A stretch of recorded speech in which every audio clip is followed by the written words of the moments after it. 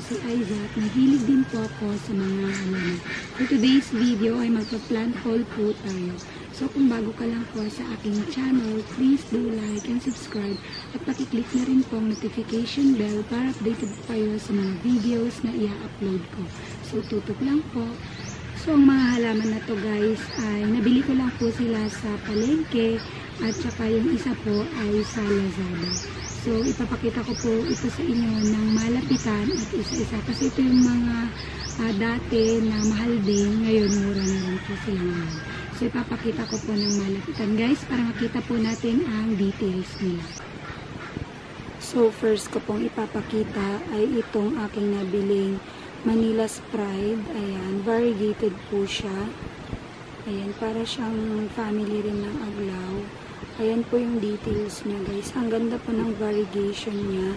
Nagma-marble at saka nag-half moon siya. Yan, no? Yan, half moon po siya. And then ito yung bagong tubong dahon na po under my care. Ayan guys.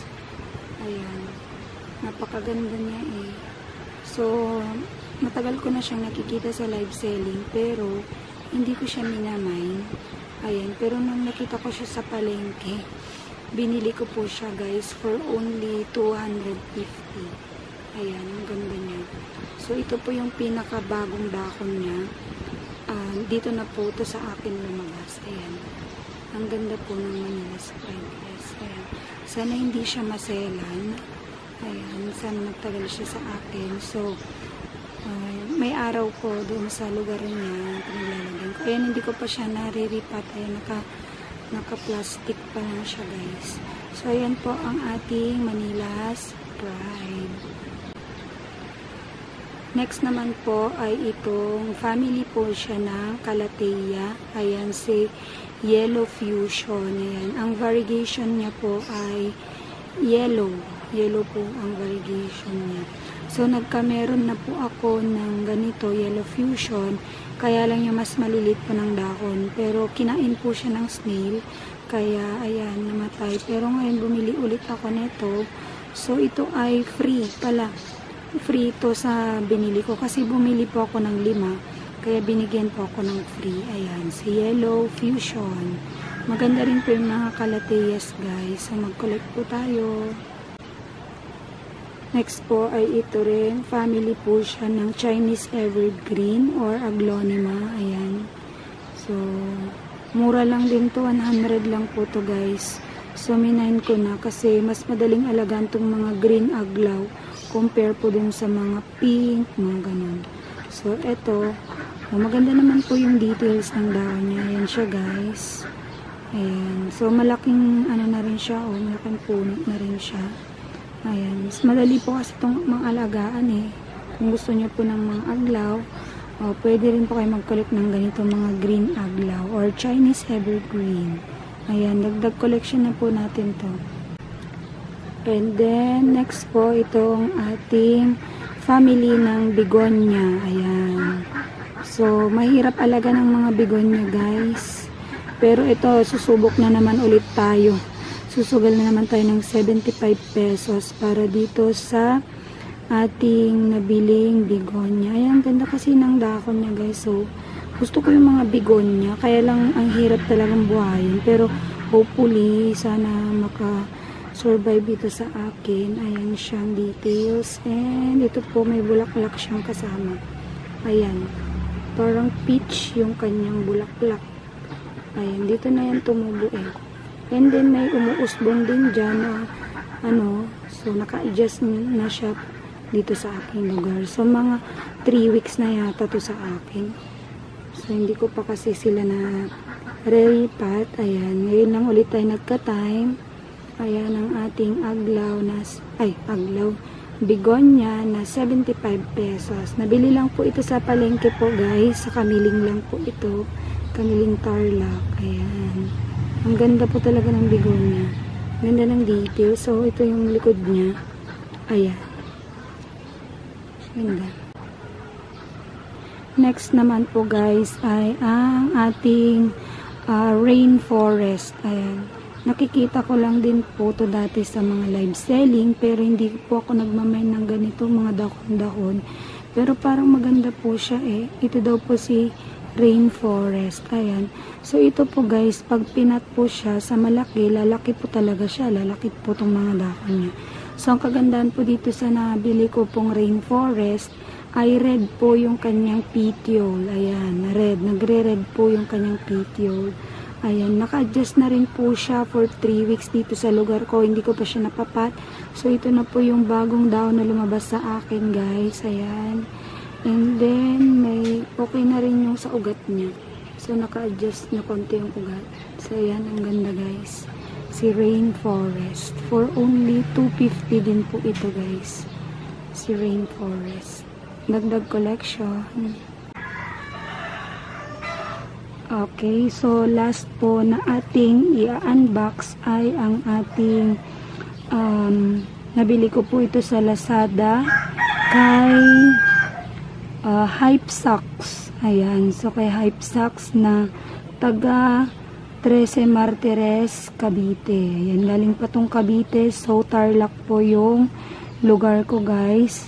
So ito po, bumili po ako sa kanya ng mga Gymnobar. Ayan. So, may nakalagay pang ganito. Please po, sana wag yupiin ang kahon. Please wag daganan ng mabigat ang package.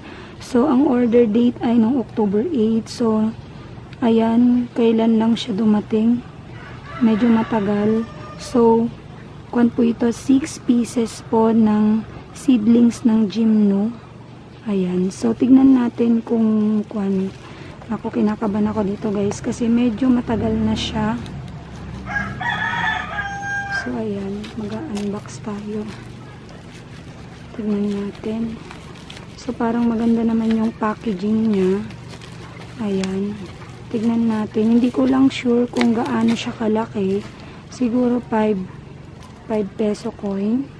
5 peso coin siguro siya, guys. So, ayan. Ang purol pa nitong gunting. So, ayan. Ang dali lang naman pala siyang buksan. So, ito siya, oh. So, ayan, guys. Plant seeds, grow blessings. So, may mga sticker pa siyang ganyan. Si Hype Socks. So, ayan. Ayan, meron silang Facebook, TikTok, and Instagram, Hype Socks. So, i-follow natin sila. Ayan. So, gupitin na natin tong sticker para makita na natin ang laman. So, ganyan siya. Oops. So, ayan. Maganda. Meron pa siyang mga ganito. Ayan. Cactus and succulents for beginner. So, may step 1, 2, 3, 4 siya. And then, meron din silang ganito.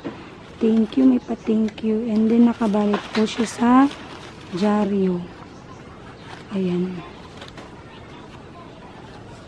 So, ito sila, guys. Ayan, sumisilip na. So, ito siya. Kabalot siya sa tissue. So, safe naman po yung pagkakabalot niya, guys. Ayan. Ang tagal ko namang tanggal. So, ayan, sumisilip na siya. So, naka-air dry siya, guys. Ayan. Ito po yung una.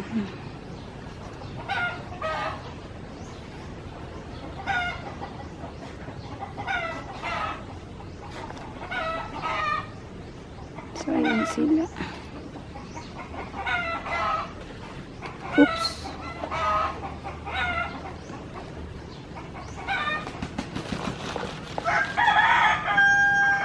So, ayan siya, guys. Ito ng ating mga Gymnobar. Ayan. Ang liliit. Ayan. Para siyang 1 peso coin. Yung ano niya. Ito siya, guys. Ang ating Gymnobar. Ang cute. Hindi ko alam yung mga pangalan nito, guys, pero mahalaga, meron na tayong ganito. Ayan, Gymno. Ang gaganda. And then, meron siyang fertilizer na, ay hindi, parang bato. May kasama siyang bato. Ayan guys. So, ito yung pinakamalaki. Ito. Ayan. Ang ganda niya guys. So, itatanim ko siya sa malit na paso. So, separate video na po yun guys. Ayan.